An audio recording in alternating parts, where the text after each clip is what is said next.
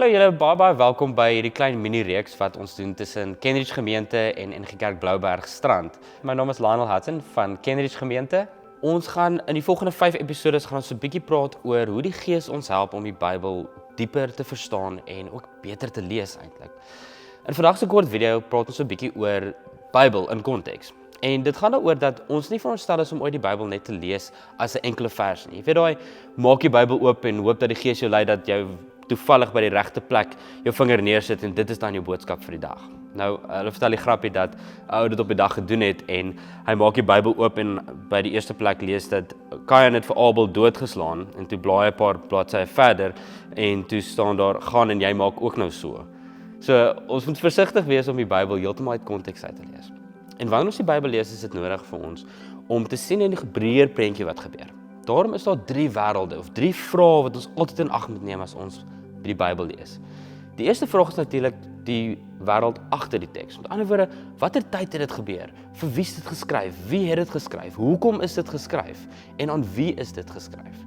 Wanneer mens hierdie vrae vra en hierdie antwoorde begin kry, dan verstaan mens baie beter wat die outeurs aanvanklik bedoel het.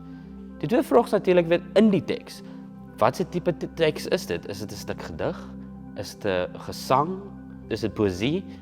Is dit 'n narratiewe stuk, verhalende stuk, is dit 'n stuk geskiedenis? Wanneer mens dit weet, dan weet mens hoe om dit te lees.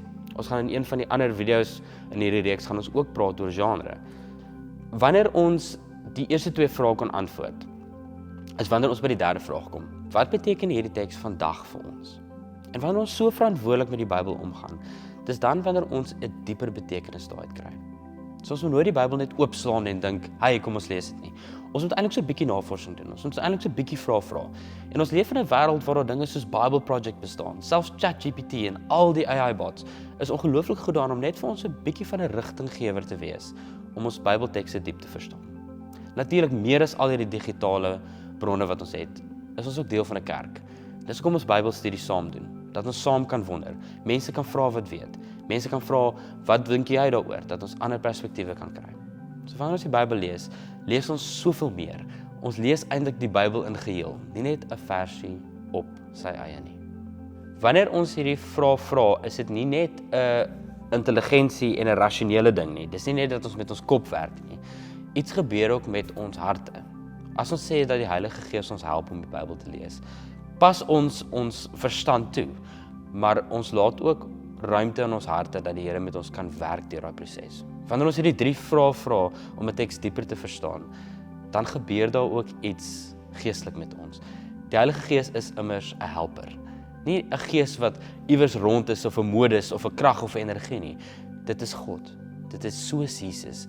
En Jesus beskryf die Heilige Gees as 'n helper. En wanneer ons die dieper vrae vra oor die teks, gebeur daar iets geestelik waar die Heilige Gees ons kom help en ons dieper laat verstaan. Dit vra van ons 'n stuk verantwoordelikheid, maar dit nooi ook die Heilige Gees in ons Bybellees in. Ek nooi jou daarom om jou gunsteling teks in die Bybel te vat en spesifiek die gedeeltes wat jy nie lekker te verstaan nie, bietjie te gaan navors, bietjie die vrae te gaan vra. Vir wie is dit geskryf? Wanneer is dit geskryf? Hoekom is dit geskryf en wie het dit geskryf?